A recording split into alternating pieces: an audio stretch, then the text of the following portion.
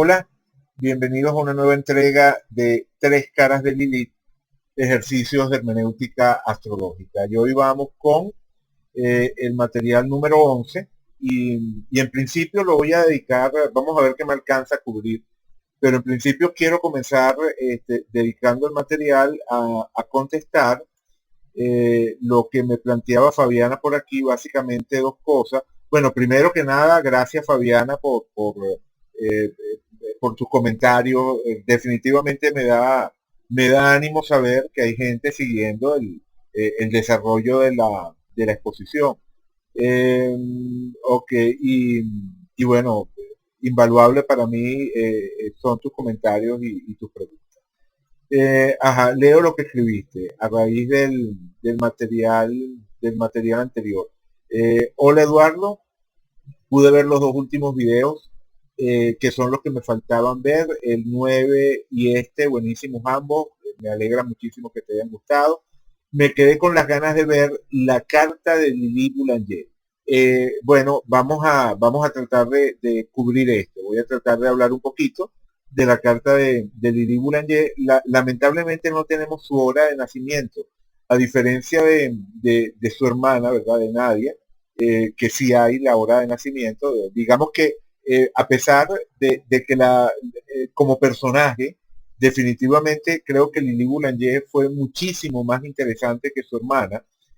Quiero decir, por su breve vida por esos elementos fuera de serie excepcionales pues que la caracterizaron. Definitivamente me parece mucho más interesante Lili Boulanger que Nadia Boulanger, pero bueno, Nadia es la famosa, ¿no? Hoy en día, Nadia fue la que vivió muchísimos años y se convirtió en una referencia dentro de lo que es el mundo de la música, y entonces, bueno, no tiene nada de raro que los coleccionistas de horas de nacimiento hayan investigado acuciosamente la hora de nacimiento de Nadia Boulanger y dispongamos de esa hora, pero que su hermana, muerta tan tempranamente, bueno, desconozcamos su hora de nacimiento, lo cual significa que cualquier aproximación a la carta de Lili Boulanger es una aproximación parcial, ¿verdad? Como hicimos con Milán Kundera. Se trata de una carta solar o cosmograma donde no podemos tener certeza de la posición de la luna y desconocemos la posición de las cúspides de todas las casas, incluido por supuesto el ascendente como primer punto de referencia. Ok, bueno, me alegra que te haya gustado la referencia al pub Sacro Vanzetti. Claro, me centré en Vanzetti, ¿verdad? En Bartolomeo Vanzetti, porque digamos, la actitud de Sacco, a pesar de que los dos fueron de alguna manera víctimas en el estilo Ifigenia, ¿verdad? Los dos serían corderos sacrificiales en el sentido del juicio injusto al cual fueron sometidos ambos. Lo cierto es que Niccolò Sacco tuvo una actitud mucho más combativa, muy distinta a la de Vanzetti, por lo menos en ese último momento de ir a su ejecución.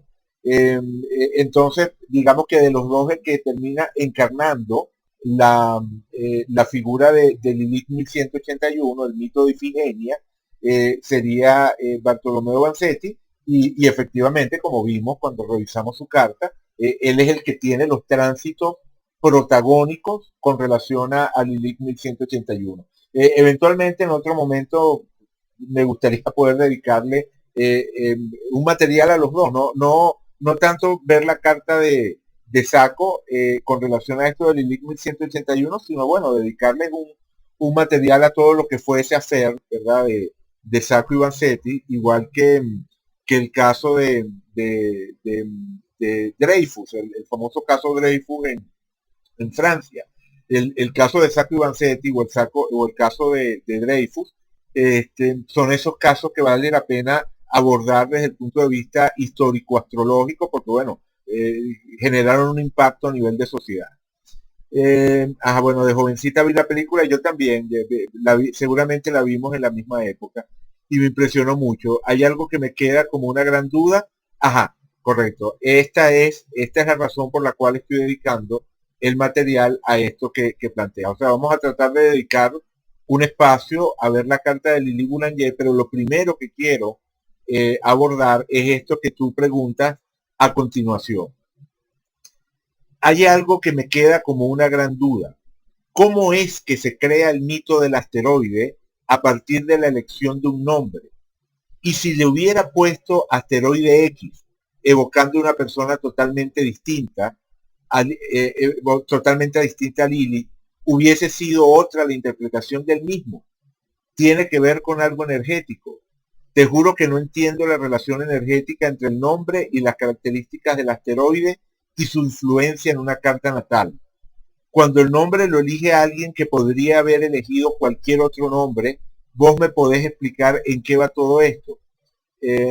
Bueno, te mando un abrazo muy grande y gracias por siempre por enseñarme algo nuevo. Por ejemplo, hoy aprendí que los planetas en el hemisferio derecho tienen la tendencia a ser proyectados. Ahí tengo otro tema que, bueno, esto otro, como tú dices aquí, que se te desconfiguró el SEC 9 y no logras ver Lilith 1181. Bueno, tal como tú dices aquí, esto te ayuda a recuperarla en algún momento que coincidamos en Skype. Ajá, pero entonces, lo que me hizo ponerme a grabar este material apenas te leí fue precisamente este planteamiento de por qué hay una relación entre el nombre que se le pone al asteroide y la interpretación que termina teniendo en la carta. Me parece que es una pregunta muy sustanciosa y aunque nos aparta un poquito del tema de este hilo de consideraciones, yo creo que vale la pena abordar.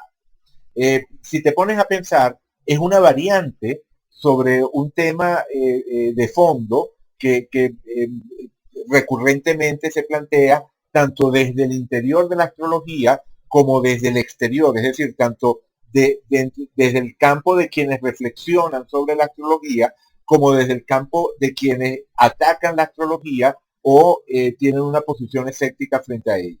Y en particular me estoy refiriendo a los tres planetas modernos. Claro, podríamos agregar también a estas alturas Quirón, pero en particular los tres planetas modernos, es decir, Urano, Neptuno y Plutón.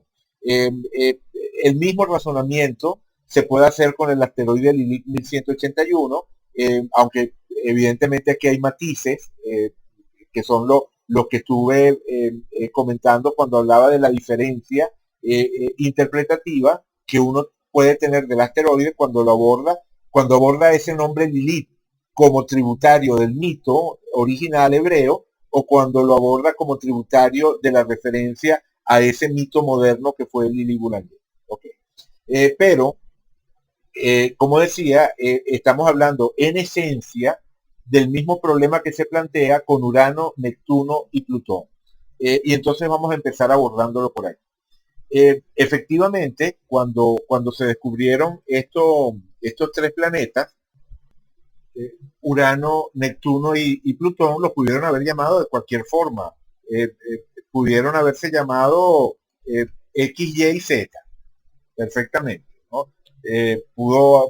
Los astrónomos modernos pudieron haber roto con la tradición de nombrar los planetas con nombres de dioses romanos y entonces en lugar de buscar un dios para el nuevo planeta que descubrían, o sea, buscar un dios para cada nuevo planeta que descubrían, simplemente nombrar con letras del alfabeto.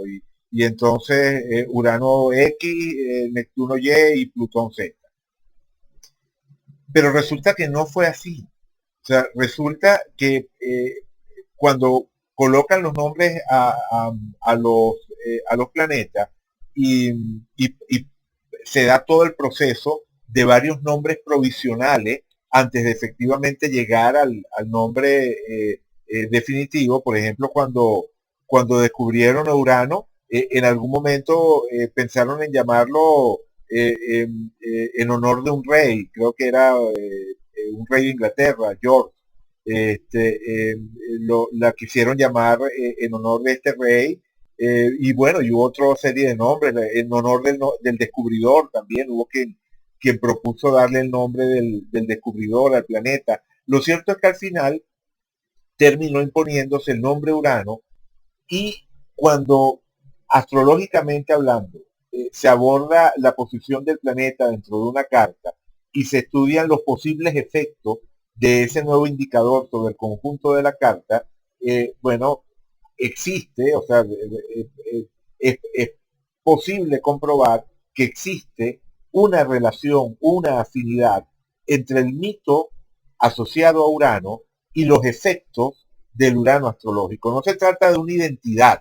En ningún caso uno puede pensar que los mitos de los dioses romanos y sus antecesores griegos y otras fuentes, que esos mitos sean equivalentes a los indicadores astrológicos y agoten todo el conjunto de su significado, o que todos sus significados deban ser atribuidos al indicador astrológico. Pero lo cierto es que hay una afinidad. Urano, sabemos hoy en día, gracias precisamente a toda la acumulación de conocimiento a través del tiempo, o sea, todos los estudios que se han ido acumulando a través del tiempo, la experiencia que los astrólogos hemos ido acumulando con relación al planeta y a su manifestación, las comprobaciones que podemos hacer cuando realizamos búsquedas significativas dentro de bases de datos astrológicas que incluyan como un factor Urano. Bueno, todo eso nos lleva a afirmar que Urano tiene que ver con lo imprevisto, tiene que ver con lo novedoso, tiene que ver con lo que rompe esquemas, tiene que ver con la originalidad, tiene que ver con una dificultad para aceptar las estructuras, las rutinas. Y, y bueno, en la mitología, Urano es un dios anterior a los dioses o anterior a la generación de dioses que normalmente, de la que normalmente, a la que normalmente se hace referencia. O sea, Urano es el dios del cielo estrellado que fecunda a Gea, que es la madre tierra, y constantemente está engendrando hijos en Gea, pero no le resultan satisfactorios ninguno de sus hijos. Es decir, es un dios de creatividad desbordada, pero que no se siente a gusto, no se siente comprometido con ninguna de sus creaciones, sino que está cambiando a la siguiente generación de su criatura una vez que termina con uno.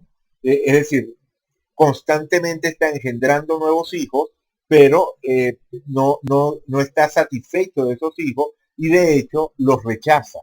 ¿Cómo los rechaza? Los manda nuevamente, los sepulta bajo la tierra, es decir, simbólicamente hablando, los regresa al útero, o sea, los regresa a ese útero terrestre que estaría representado por Gea. Gea es obligada a recibir nuevamente a sus hijos en su interior, porque simplemente a Urano le parecen feos, le parecen monstruosos, y sigue fecundándola y sigue generando hijos tras hijos, pero no es capaz, como digo, de comprometerse con ellos, de aceptar su creación, sino que pareciera encontrar su razón de ser en ese proceso infinito de creación constante, de originalidad constante. Resulta que uno de esos hijos, ¿verdad? Uno de estos titanes que nacen de la unión de Urano con Gea, es Saturno, el Cronos griego, que es el Saturno romano, y él, que va a ser el dios del tiempo, decide rebelarse contra el padre, y cuando se acerca a cubrir a, a Gea nuevamente, en ese momento él con una hoz le corta los genitales al dios. Es decir, el tiempo, la estructura, recordemos que Saturno en astrología tiene que ver con el tema de la estructura, de los límites, y que precisamente vinculamos a la percepción del tiempo. El tiempo es lo que establece estructura y límite en la vida.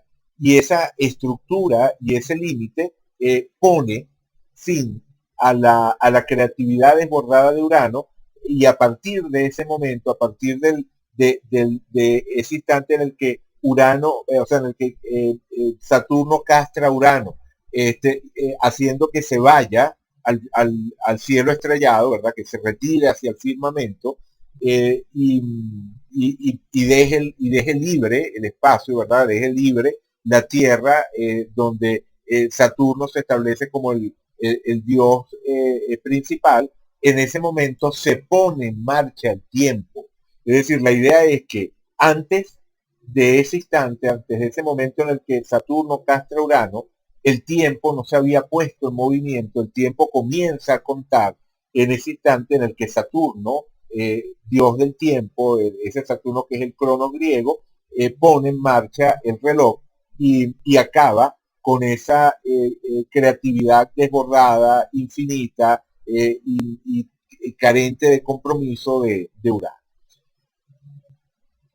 Se nota la afinidad, es decir, cuando estudiamos el mito y cuando estudiamos el significado de Urano dentro de una carta, resulta que existe una afinidad.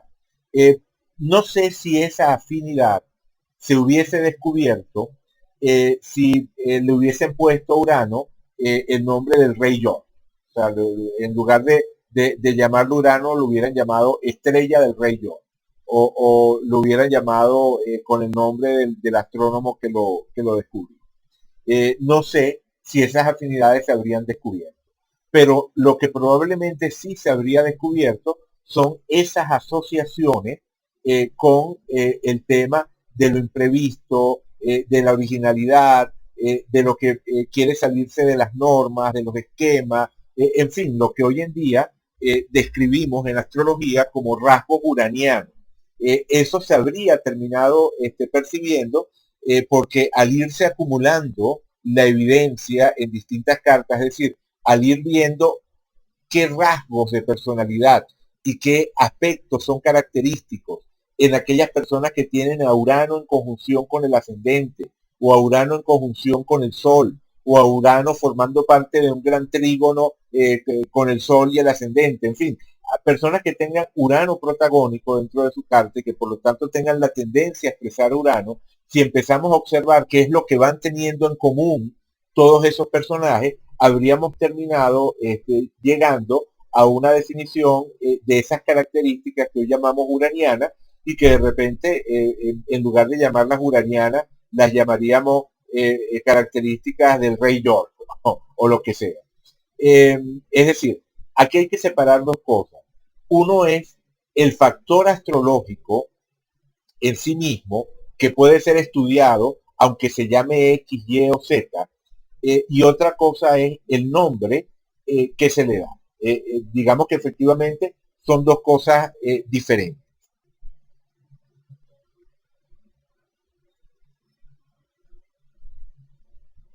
Y de las dos, la que resulta verdaderamente esencial es la astrológica. O sea, como digo, hoy en día, si se le hubiese puesto otro nombre a Urano, seguiríamos siendo capaces de percibir los aportes uranianos dentro de una carta.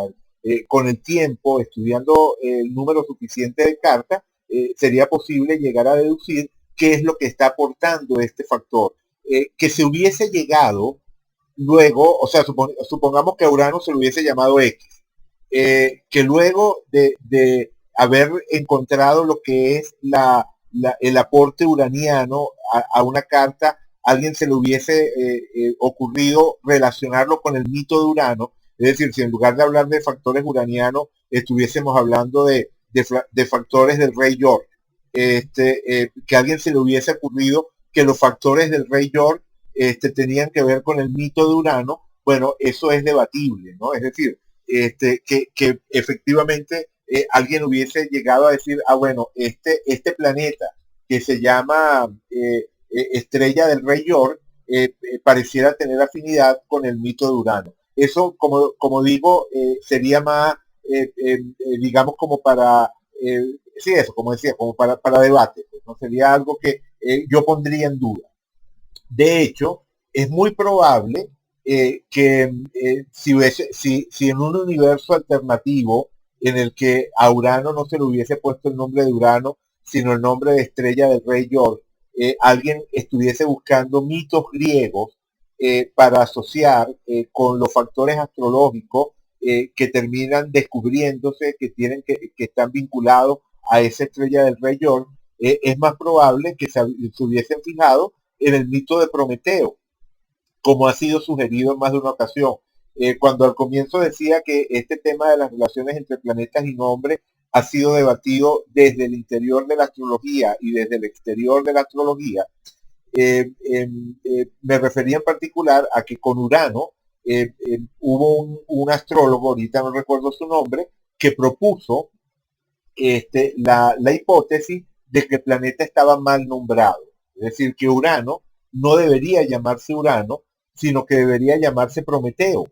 Porque si pensamos en el mito de Prometeo y en las características de Prometeo, nos encontramos con rasgos de personalidad mucho más cercanos a lo que es, o más evidentemente cercanos. En este caso se trata de un tema de evidencia, porque en el mito del dios Urano, en el mito del Urano romano, efectivamente existe la afinidad con el Urano astrológico, pero es una afinidad que para descubrirla hay que ver con detalle el mito, hay que acercarse al mito con la idea de examinarlo. Mientras que en el mito de Prometeo saltan a la vista esos factores que asociaríamos con los aportes uranianos que en ese universo alternativo del que hablaba serían los rasgos de la estrella del rey George, de ese factor astrológico que ahí llamarían la estrella del rey George. Es decir, efectivamente, uno puede pensar en otros mitos que describirían mejor las características astrológicas o que describirían también, quizás mejor no es la palabra, porque cada mito tiene su propio aporte, pero otros mitos alternativos para describir un factor astrológico. Por ejemplo, en nuestro tema de Lilith, de las tres Lilith, ya no hablando de Lilith 1181 asociada a Lilith Boulanger, sobre eso voy a regresar, sino pensando en las dos Lilith lunares que están nombradas correctamente a partir de la Lilith hebrea, ¿no? A partir de la Lilith que proviene de la tradición hebrea. Bueno, el aporte astrológico, el aporte de estos indicadores como factores dentro de una carta natal podría perfectamente vincularse, por ejemplo, con Mohini, con la Mohini hindú.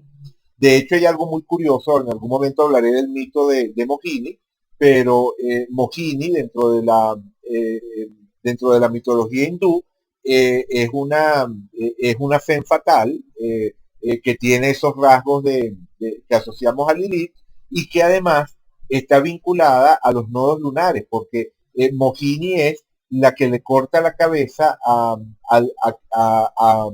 eh, al dragón, ese nombre de los nodos lunares como cabeza y cola del dragón. Digamos que hay un demonio, el demonio Rahu, al cual Mohini le corta la cabeza y precisamente allí es donde se convierte en el nodo lunar, ¿no? En el demonio que se come la luna periódicamente. Bueno, no me quiero extender por allí, pero lo que quiero decir es que no solamente se trata de una femme fatal, sino que se trata de una femme fatal que mitológicamente está ligada a otros de los factores del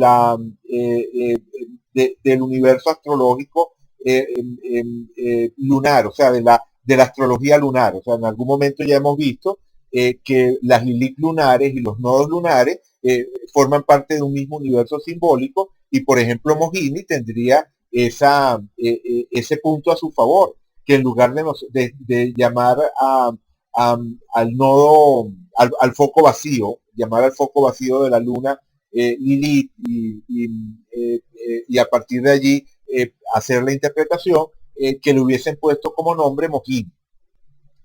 Bueno, eso podría haber ocurrido, porque no se trata, como decía antes, de una asociación unívoca entre un planeta y un mito.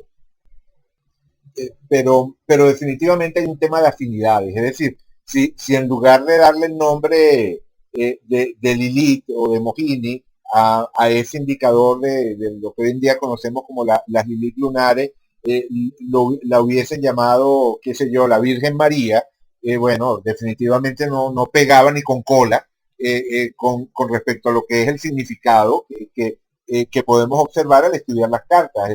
El significado que podemos deducir al estudiar un número de casos importante, suficiente, como para hacernos una idea. Eh, Bien,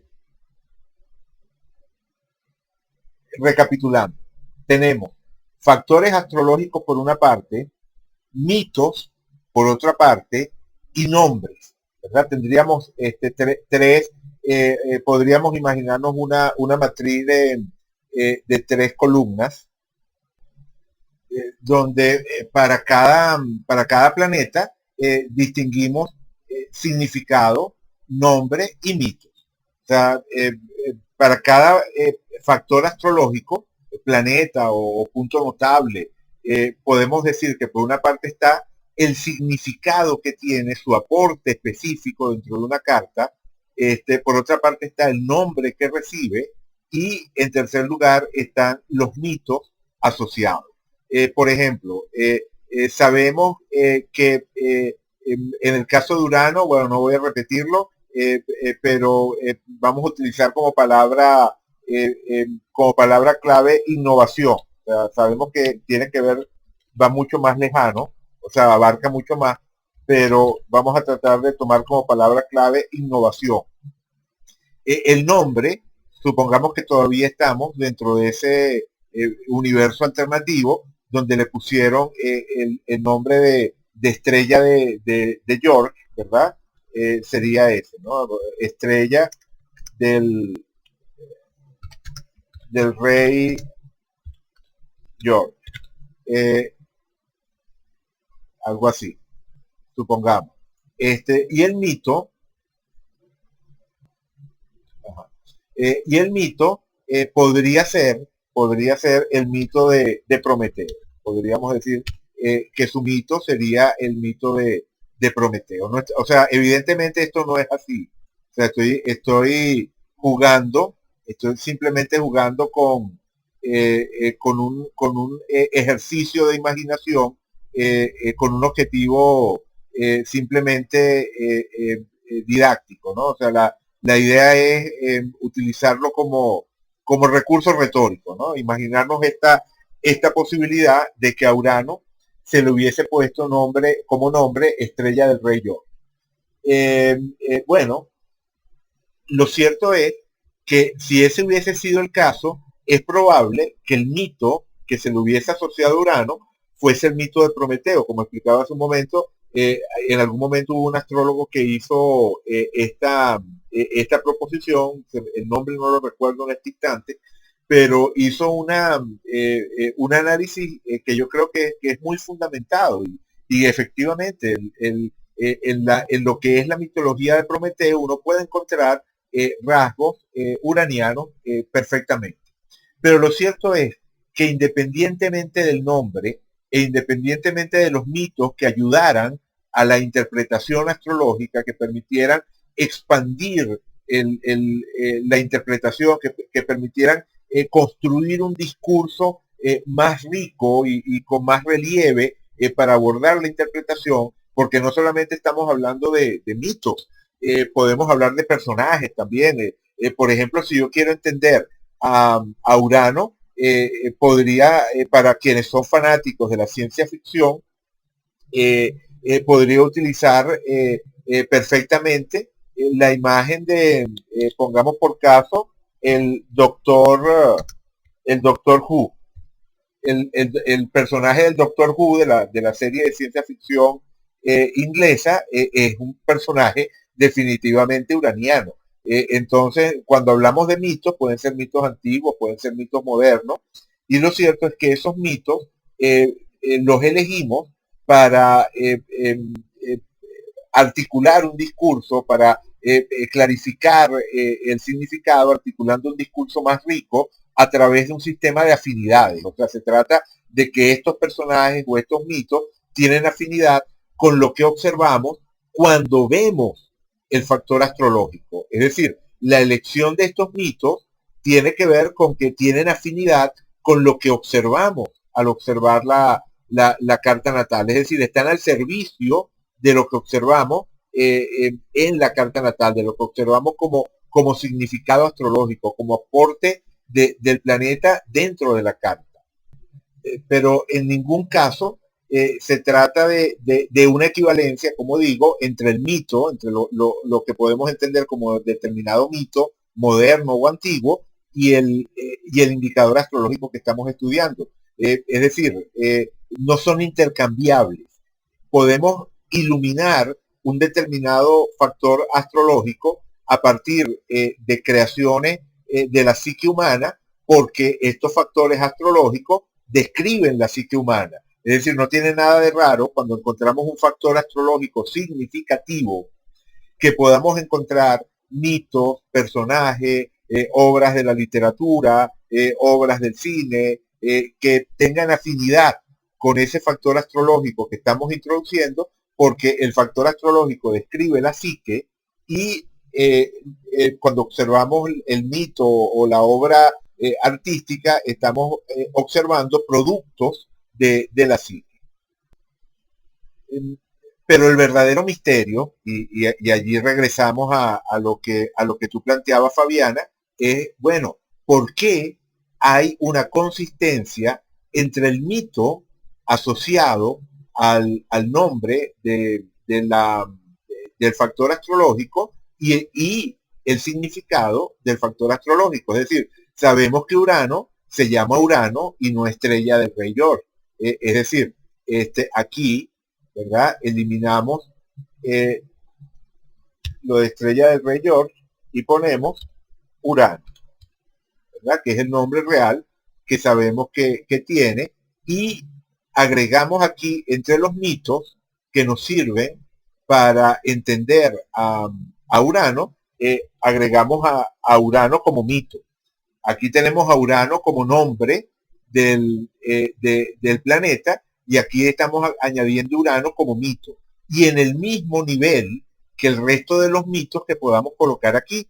Es decir, no podemos decir que el factor astrológico representado por Urano, que el Urano astrológico, está contenido en el personaje del Doctor Who, o está contenido en el mito de Prometeo, o está contenido en el mito de Urano, porque estaríamos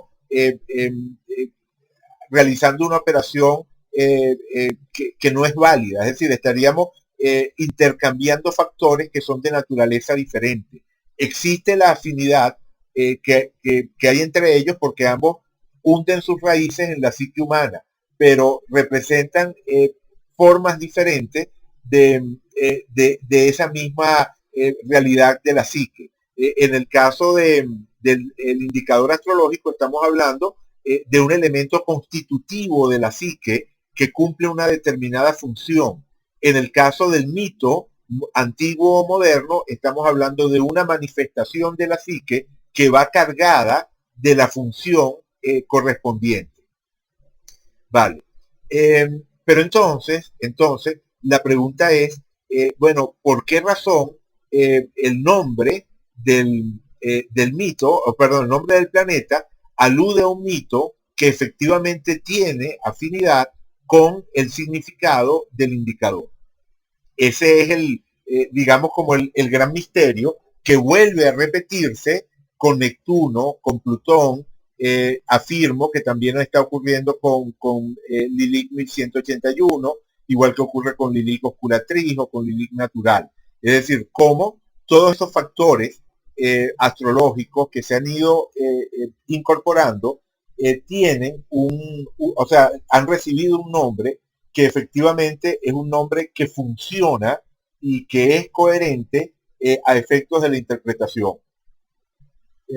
Cuando este problema es abordado desde el exterior de la astrología, es abordado con la visión crítica, e incluso no solamente desde el exterior de la astrología, incluso desde el interior de la astrología, pero entre aquellos que tienen una posición tradicionalista a ultranza y se niegan a integrar dentro del sistema astrológico estos factores modernos como Urano, Neptuno y Plutón. Me estoy refiriendo, por ejemplo, a John Frawley en su libro La verdadera astrología.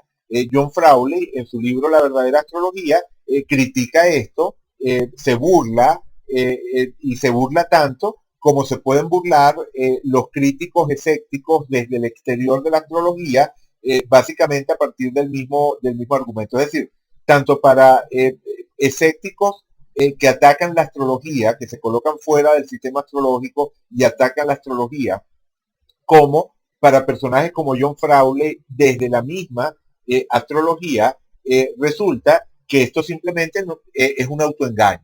O sea, para estas posiciones resulta que, bueno, simplemente como le pusieron el nombre Urano, buscaron darle la vuelta al indicador astrológico, es decir, se guiaron por el mito de Urano para encontrar el significado del planeta. Es decir, simplemente le atribuyeron algo que no estaba allí y se lo atribuyeron a partir de esa etiqueta y en realidad no tiene ningún sentido, ningún valor, es un autoengaño. Para los escépticos de la astrología es un argumento para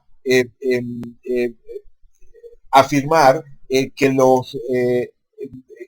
o sea, que el sistema astrológico es un sistema arbitrario y que carece de base, y para tradicionalistas como John Frawley es un argumento para limitar la expansión de la astrología, de los factores astrológicos, más allá de los 7 planetas conocidos en la antigüedad. Pero ¿qué ocurre? Tanto desde la posición de John Frawley como desde la posición externa, desde la posición escéptica externa, hay algo que está faltando. Y lo que está faltando es la coherencia entre el indicador astrológico y el significado que se le ha ido atribuyendo a lo largo del tiempo. Lo que decía hace un rato, que efectivamente cuando uno empieza a ver qué tiene de común, o sea, cuál es el factor recurrente dentro de las apariciones de Urano en las distintas cartas, cuál se empieza a convertir en la invariante asociada a Urano, bueno, empezamos a configurar un cierto significado astrológico que resulta que tiene afinidad con el mito de Urano. Como dije antes, no se trata de que la afinidad sea perfecta, y si Urano hubiese recibido otro nombre, tal vez el mito que le hubiesen asociado hubiese sido otro. Pero lo cierto es que terminó recibiendo un nombre que funciona bien, un nombre que aporta, un nombre que efectivamente está dentro del espacio simbólico vinculado al correspondiente indicador astrológico. Es decir, ha recibido un nombre coherente después de un proceso de pasar por varios nombres tentativos, varios nombres provisionales. Resulta que al final el nombre que termina imponiéndose es un nombre coherente con el significado del planeta. Quien se da cuenta de eso, o sea, que quienes nos damos cuenta de eso, bueno, tenemos un problema, porque no podemos simplemente decir, bueno, esto es arbitrario, esto evidentemente no tiene ningún sentido, esto es un autoengaño de los astrólogos. No podemos caer en esa posición, básicamente porque ocurre lo mismo que ocurre con todas las experiencias astrológicas que podemos fundamentar. O sea, lo que ocurre con todas esas ocasiones en las cuales se observa de manera directa la relación astro-psique. Es decir, Urano tiene una función, Urano tiene significado, Urano tiene importancia, porque podemos percibir ese significado y esa importancia. Entonces, desde el momento en el que a través de esa observación directa, como decía en el hilo anterior, el primer hilo de consideraciones, esa observación directa del cuale astrológico, en este caso del cuale astrológico asociado a Urano, esa observación del hecho astrológico vinculado a Urano, es lo que hace que, bueno, que se plantee el problema. ¿Cómo pudo ocurrir esto? ¿Cómo fue que el nombre, ¿verdad? Que el nombre Urano o el nombre Neptuno o el nombre Plutón terminan haciendo referencia a mitos que son coherentes con el correspondiente significado astrológico. ¿Qué mecanismo pudo haberse puesto en marcha aquí? Evidentemente estamos ante un problema que nos remite a un tema de naturaleza ontológica, es decir, cuál es la realidad en la cual se fundamenta la astrología, cómo funciona la astrología en un sentido último. Y en principio, o no en principio, sino digamos como primera aproximación, resulta tentador y no solamente tentador, útil y posiblemente válido, pero no me quiero quedar simplemente allí, no quiero utilizar esta palabra y colocarla como una especie de argumento a la autoridad. Me interesa avanzar un poquito con relación al tema. Digamos que en primer lugar, lo que viene a la mente es ese concepto junguiano de la sincronicidad. Existe una coincidencia significativa, recordemos que eso es lo que es una sincronicidad. Una sincronicidad es una coincidencia, pero resulta que es significativa, o sea, es una coincidencia en la cual hay una carga de significado, un mensaje, podríamos decir inclusive, que puede ser entendido, que puede ser decodificado. No se trata de dos acontecimientos que simplemente ocurren de manera simultánea, sino que están vinculados entre sí esos acontecimientos en una dimensión semántica, en una dimensión de significado que solamente puede ser percibida a través de la psique. O sea que nada más cuando está la psique de por medio, se puede hablar de la existencia de una sincronicidad. De hecho, el sustrato que planteaba Jung para los fenómenos de sincronicidad era lo que él llamaba la realidad psicoide. Trabajando con un físico que era muy amigo suyo, creo que era Pauli, trabajando con Pauli, creo que era Pauli, no estoy seguro, pero creo que era Pauli. Trabajando con Pauli, Jung llegó a ese concepto de la realidad psicoide, que por supuesto estaba muy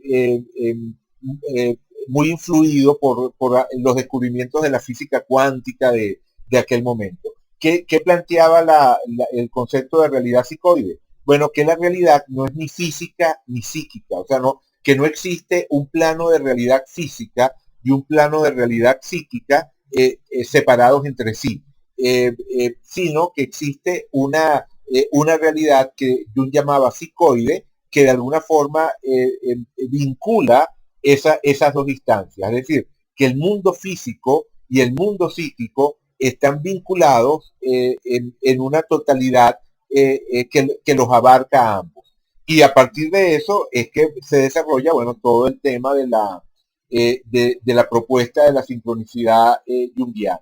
En este caso, ¿cuál es la sincronicidad? Bueno, el descubrimiento del planeta y el nombre que se le da al planeta. La sincronicidad viene dada porque el planeta tiene un determinado aporte que descubrimos luego cuando estudiamos las cartas y el nombre tiene asociado un determinado mito y el significado del mito y el significado astrológico tienen afinidad. Esa afinidad entre el significado astrológico y el significado mitológico es lo que sería el fenómeno de sincronicidad involucrado en estos casos. Decía hace un momento que no quería quedarme únicamente que en utilizar el término sincronicidad, o sea, esto es así porque hay una sincronicidad, sino que me interesa, digamos, tratar de abordar, o sea, tratar de profundizar un poquito más en el problema. Y para eso vamos a nuestro caso particular, el caso del asteroide Lilith 1181. En principio, el nombre de este asteroide es simplemente asteroide 1181. Ese fue el nombre que tuvo al comienzo, cuando lo descubrió Yehowski, el nombre que tenía era ese, asteroide 1181, porque era el asteroide número 1181 que era descubierto.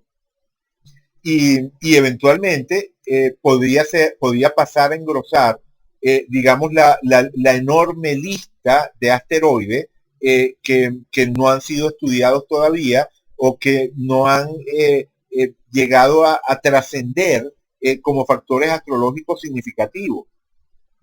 Es decir, en principio, cuando se descubre ese asteroide 1181, es una piedra más dando vueltas en nuestro sistema solar entre la órbita de Marte y la órbita de Júpiter. Los primeros asteroides que se descubrieron, Juno, Vesta, Palas y Ceres, ¿verdad? Esos cuatro, que tienen los números 1, 2, 3 y 4, fueron los cuatro primeros asteroides. Bueno, fueron, digamos, como muy famosos en su momento por ser los primeros. E inmediatamente hubo astrólogos que centraron su atención sobre ello y ya tienen a estas alturas una larga tradición vinculada a la interpretación de lo que puede ser el aporte de esos cuatro asteroides dentro de una carta natal. Y por cierto, o sea, funcionan, ¿no? En ningún caso yo le negaría la utilidad, la funcionalidad a Juno, Ceres, Vesta y Pala, eh, aunque no los utilizo, o sea, aunque esos cuatro asteroides, yo no los utilizo en mis interpretaciones astrológicas. Básicamente porque a pesar de que sí creo que aportan, es decir, que tienen una carga de significado que se ha ido estableciendo a través de la tradición astrológica moderna, me parece que no son tan relevantes o tan importantes para el enfoque que yo le doy a la lectura de la carta, como resultó ser el asteroide 1181 Lilith. Es decir, a pesar de que nunca incluí de forma regular el tomar en cuenta las posiciones de Juno, Ceres, Palas y Vesta en la carta de una persona al momento de hacer una interpretación, resulta que cuando empecé a estudiar a Lilith, y en particular me fui por esa versión de Lilith, que era el asteroide 1181, bueno, me convencí de que valía la pena agregar. Pero comencemos por el principio. Como decía, originalmente, bueno, era simplemente una piedra más dando vueltas entre Marte y Júpiter. Y cuando decimos una piedra más, bueno, hay que hacerse una idea.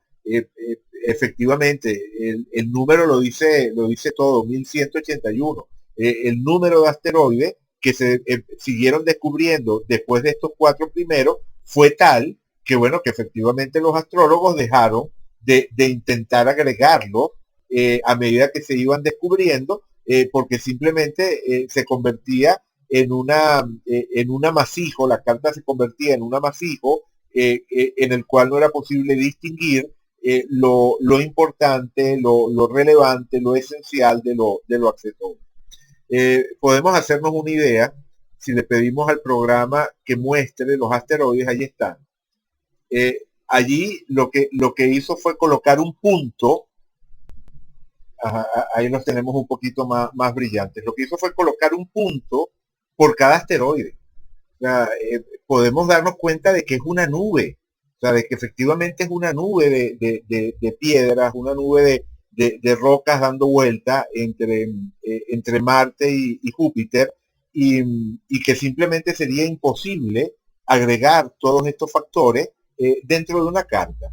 Y no solamente que se trata de una imposibilidad, sino también de algo absurdo, porque existe un proceso a través del cual un determinado ritmo dentro del sistema solar, recordemos que cuando estamos estudiando un objeto o un punto notable dentro del sistema solar y lo reflejamos en una carta natal, lo que estamos es agregando un ritmo, un ciclo. O sea, cuando hablamos de que agregamos a Plutón, lo que estamos estudiando es una aguja más dentro de un reloj. Le estamos agregando a nuestro reloj una aguja que en el caso de Plutón se mueve alrededor del zodiaco en un periodo de más de 200 años.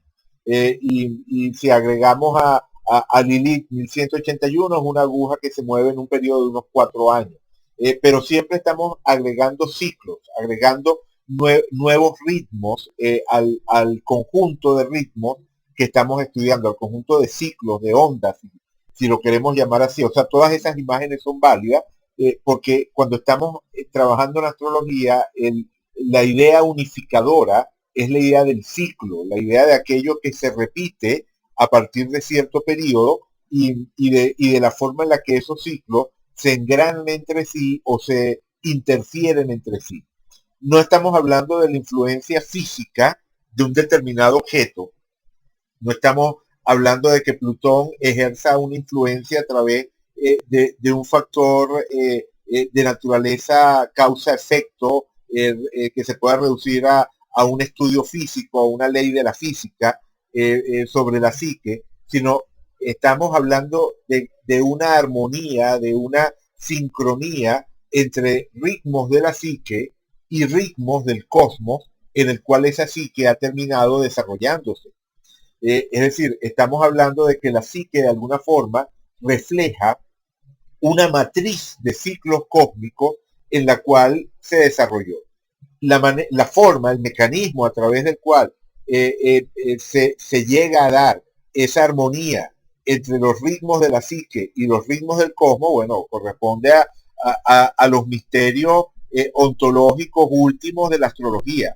Pero lo cierto es que eso es lo que comprobamos cuando comprobamos la correspondencia astro-psique, cuando examinamos eso que llamamos el hecho astrológico, eh, esa, esa capacidad que tiene un observador astrológico usando su propia psique como caja de resonancia para darse cuenta de que hay una armonía, una correspondencia entre los factores que vemos en una carta natal y las manifestaciones de la psique de un individuo y en particular o fundamentalmente a través de la relación entre carta natal y personalidad, pero no solamente a través de la relación entre la carta natal y la personalidad, porque aunque esa sea la relación fundamental, la personalidad influye en las manifestaciones concretas últimas de la vida, en lo que sería la realidad manifiesta, e influye en la manera en la que se organiza la conciencia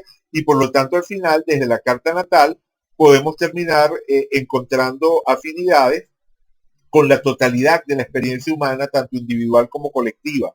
Pero el punto de partida es que existe una armonía entre este conjunto de ciclos que refleja la carta natal y los ciclos que de alguna manera están inscritos dentro de la psique.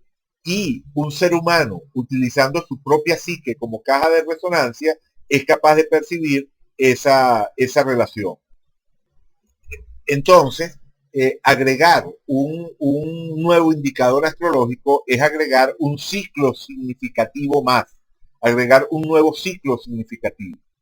Bueno, nuestro tema original, ¿verdad? La pregunta original tiene que ver con, o sea, tiene que ver con dos, o sea, en este caso tiene que ver con dos aspectos. O sea, uno, por supuesto, el que ya veníamos planteando, cómo el nombre termina siendo coherente con el significado.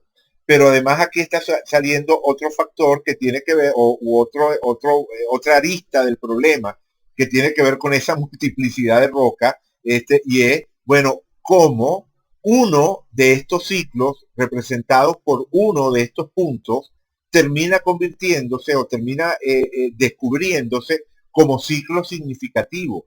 ¿Por qué razón estudiar el asteroide 1181 y no el 1180 o el 1182?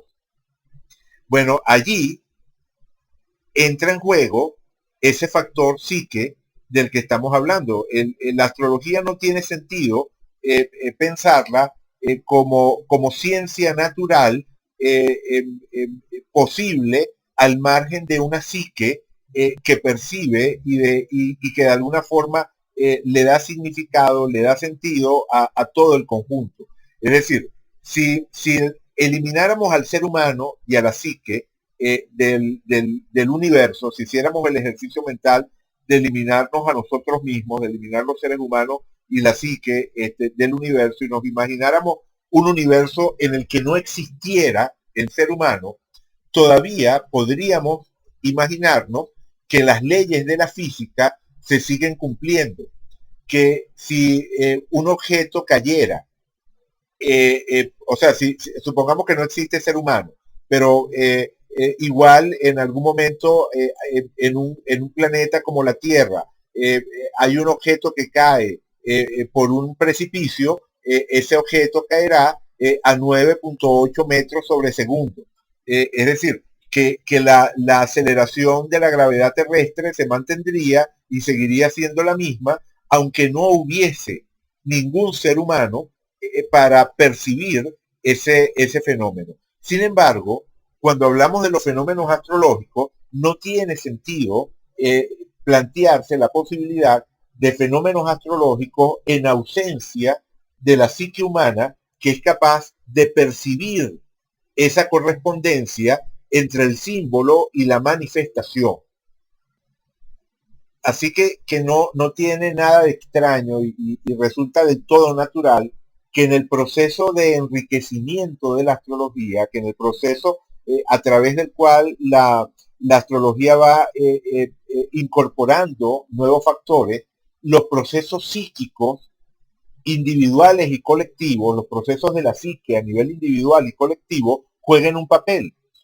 Desde el punto de vista del escéptico, o desde el punto de vista del astrólogo de mente, no sé, newtoniana, y bueno, la palabra que me viene ahora a la mente es limitada, ¿no? O sea, realmente Crowley cuando hace esa crítica a la astrología según la cual es absurdo atribuirle los significados que se le atribuyen a Urano, a Neptuno y a Plutón, digamos que está colocándose en esa misma posición en la cual se considera algo así como absurdo que la psique como realidad viva, la psique como algo que en este momento está operando, está existiendo, o sea, como una manifestación de vida consistente y coherente, aunque invisible, la psique individual y la psique colectiva, tengan algo que decir con respecto a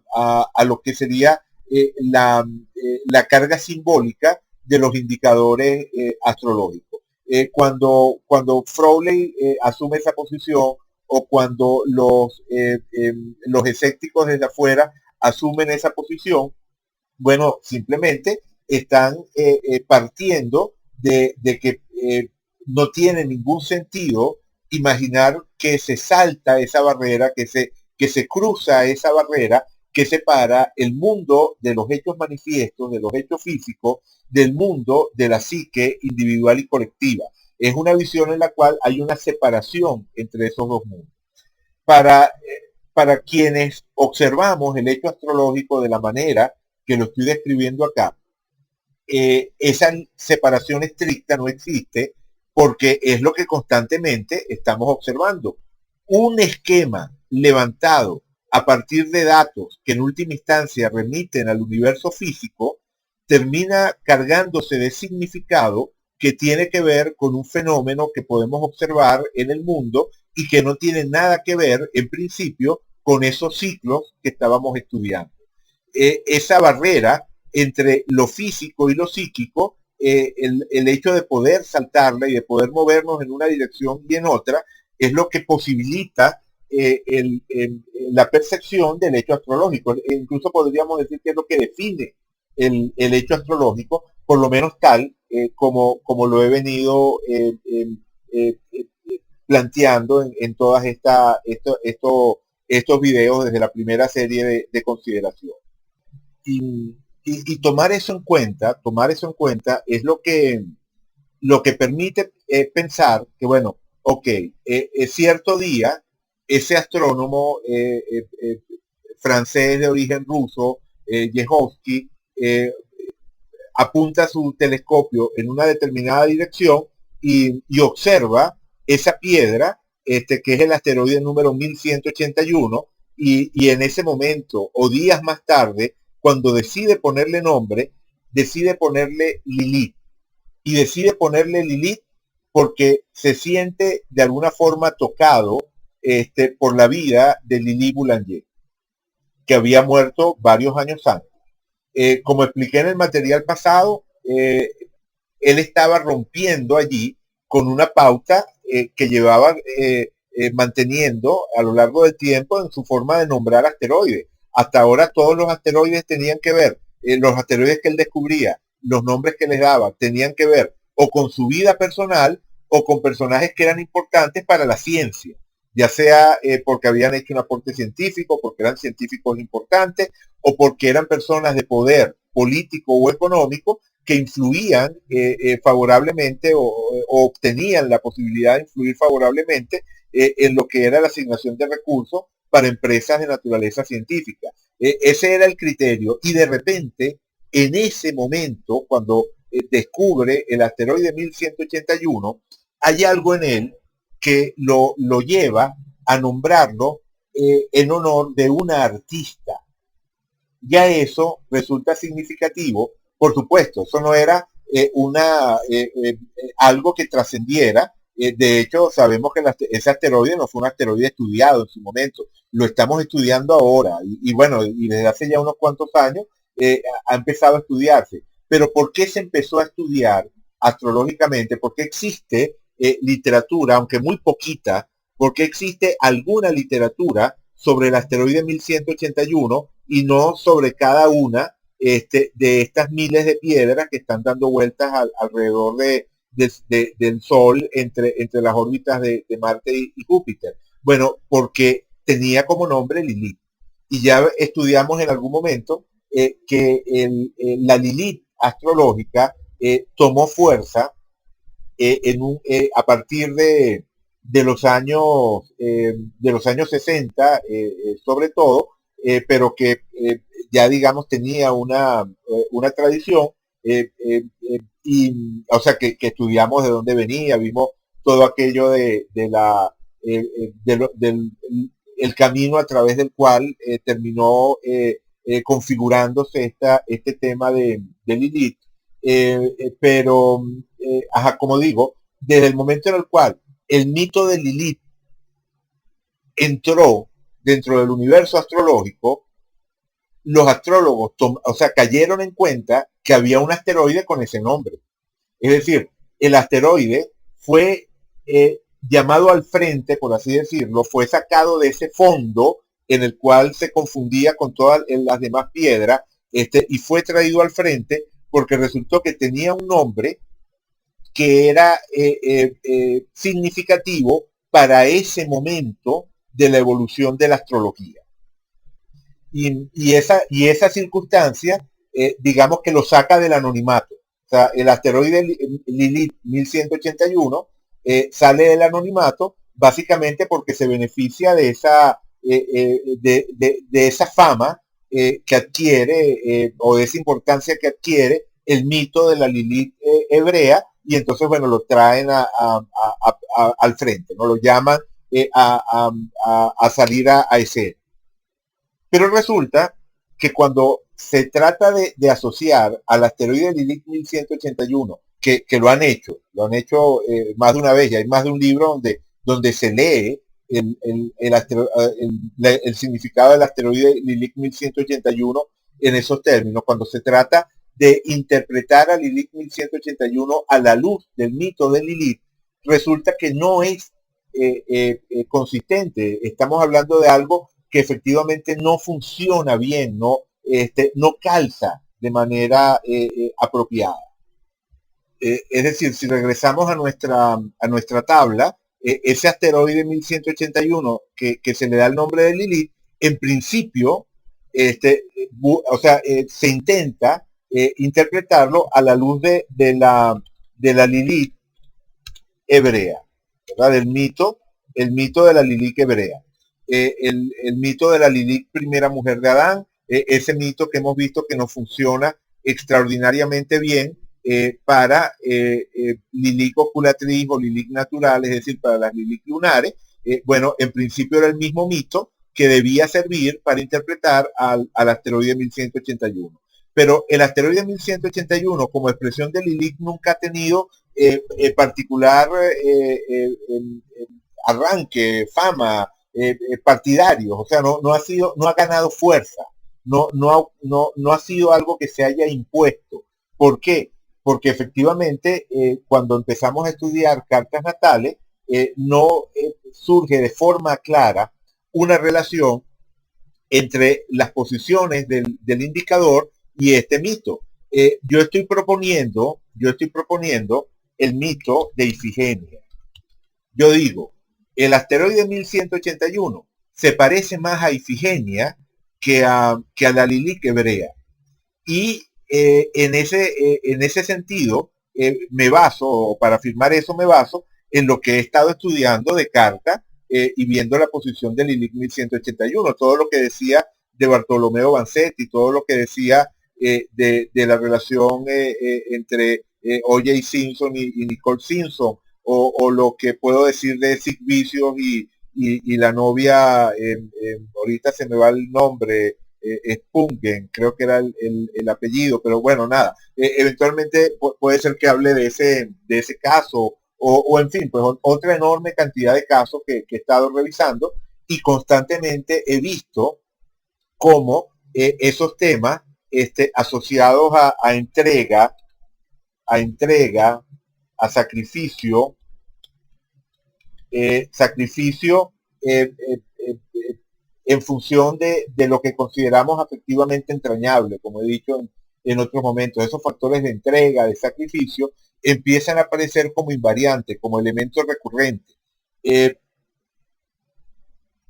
Allí nos encontraríamos con el caso de una inconsistencia entre el mito, o sea, entre el nombre y los mitos que podrían ser significativos, o si lo preferimos, una inconsistencia entre la mitología asociada al indicador astrológico y el significado astrológico que podemos deducir a través del estudio.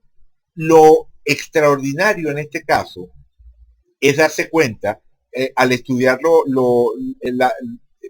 los factores que rodearon el descubrimiento del asteroide, que cuando Jehovski le puso el nombre de Lilith a este asteroide, no estaba pensando en la Lilith hebrea, estaba pensando en Lili Boulanger.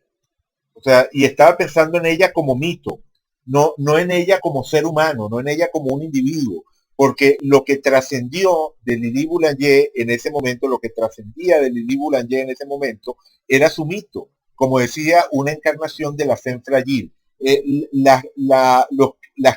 Los estudiosos de la vida de Lili Boulanger, sobre todo aquellos estudiosos que parten del feminismo, ponen en duda esa interpretación de Lili Boulanger como fe frágil y quieren ver otros aspectos en su vida. Pero independientemente de esas revisiones del personaje, lo cierto es que el mito que se creó alrededor de ella, mito que la propia Lili Boulanger contribuyó a crear, colaboró en el proceso de creación de ese mito, junto con su hermana Nadia. El mito que se creó fue ese mito de la fe frágil entregada a la música, sacrificando su vida en aras de la música. Y eso es lo que impacta a Jehovski y lo que le lleva a ponerle ese nombre en particular. Cuando uno toma en cuenta eso, entonces resulta que ahora sí es coherente.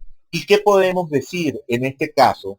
Sino que estamos ante una manifestación más de eso que llamamos el hecho astrológico.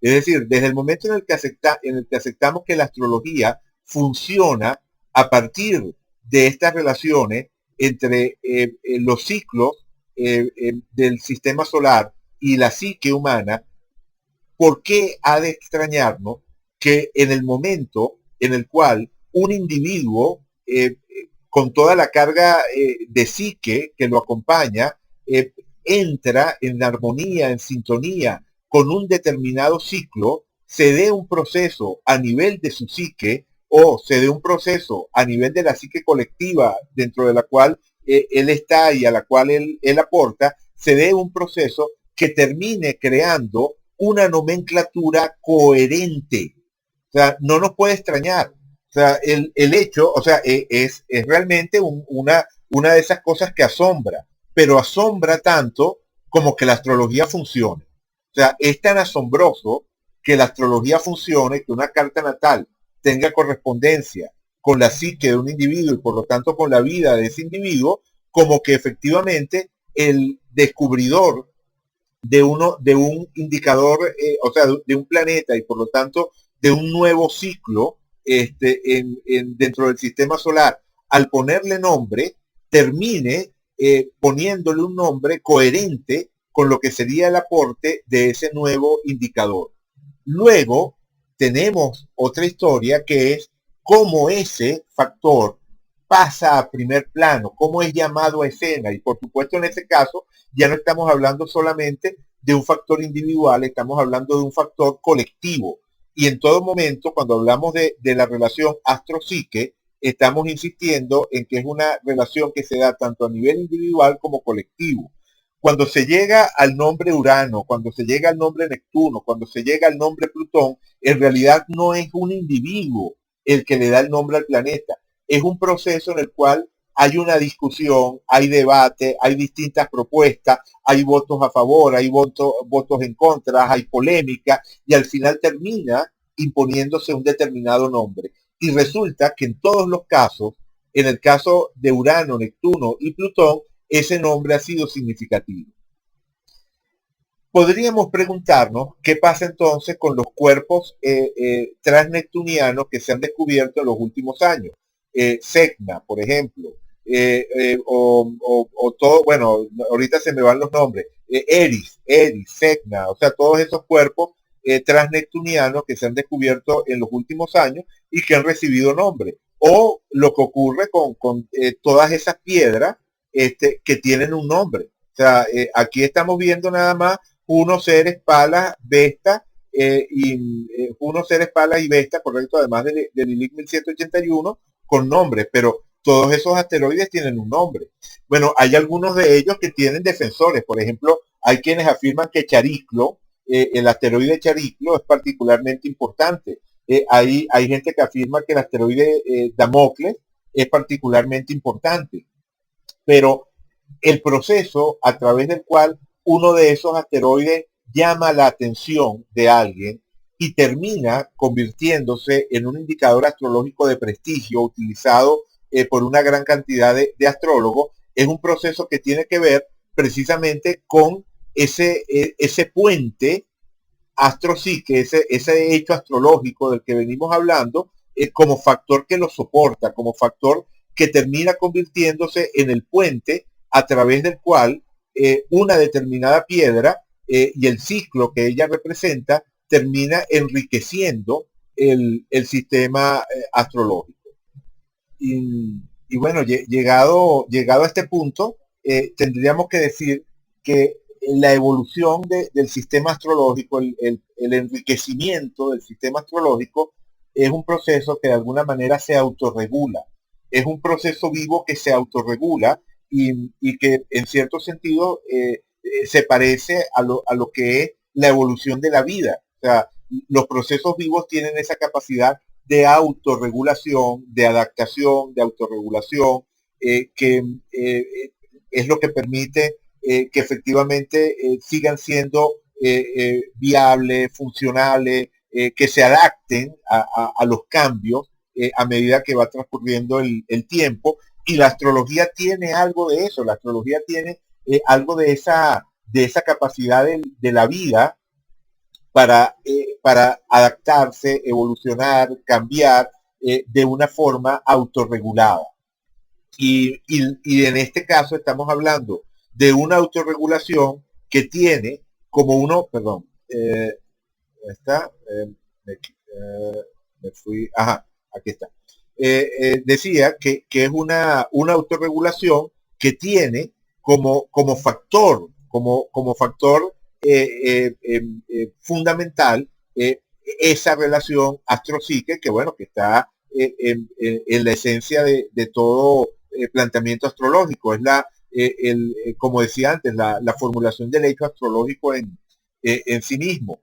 Entonces no tiene nada de raro que este tipo de mecanismos formen parte de ese proceso de adaptación, de autorregulación que observamos a través de cosas tan fantásticas bueno, como lo que tú señalabas en lo que escribiste, bueno, de esa gran duda, de esa gran perplejidad que te producía, que el nombre que se le daba al asteroide al final tuviese que ver con la interpretación que hacíamos del asteroide. Bueno, lo voy a dejar hasta acá, no sé si me expliqué bien. En todo caso, evidentemente no puedo tocar más nada, ya llevo más de una hora y pico hablando, pero digamos que me parecía importante, o sea, dado que el tema surgió, me parecía importante, aunque nos haya desviado un poquito, bueno, no hay desvío, ¿no? Porque al final en estas consideraciones la idea es ir un poco por donde el tema nos lleve, pero eventualmente me interesa seguir avanzando en lo de los casos de estudio que involucran a Lilith 1781, porque bueno, porque simplemente hay mucho material que quisiera compartir, pero me pareció importante detenerse y reflexionar un poco, ¿verdad? Detenernos y reflexionar un poco, porque verdaderamente que aquí estamos haciendo referencia a un tema esencial, fundamental, a uno de esos temas que, como decía antes, tiene un arraigo ontológico esencial, es decir, tienen una jerarquía, una dignidad ontológica esencial. O sea, estamos hablando de cosas que nos remiten a los fundamentos de la astrología. Estamos hablando de temas fundacionales de la astrología. Es decir, cuando hablamos de que tiene o sea, de que estamos hablando, o sea, cuando decimos que nos estamos refiriendo a lo que serían temas ontológicos, estamos hablando de cuál es la forma en la que concebimos la realidad para que la astrología pueda efectivamente funcionar. ¿Qué nos dice el funcionamiento de la astrología con respecto a la naturaleza de la realidad en la que la astrología puede manifestarse como algo funcional? Y bueno, digamos que son temas apasionantes, aunque nunca podamos llegar a una argumentación que sea a prueba de crítica y que pueda ser eh, eh, una, un punto de consenso absoluto entre todos los astrólogos. Las diferentes formas de abordar la astrología parten de diferentes concepciones ontológicas de la realidad que sustenta a la astrología. Es decir, el astrólogo que cree que el destino está escrito en las estrellas porque Dios dispuso que así fuera, bueno, está parado en otro piso ontológico. Es decir, como sabes, tú y todas aquellas personas que me han seguido desde el comienzo, yo tengo una aproximación a la astrología que trata de ser lo más naturalista posible.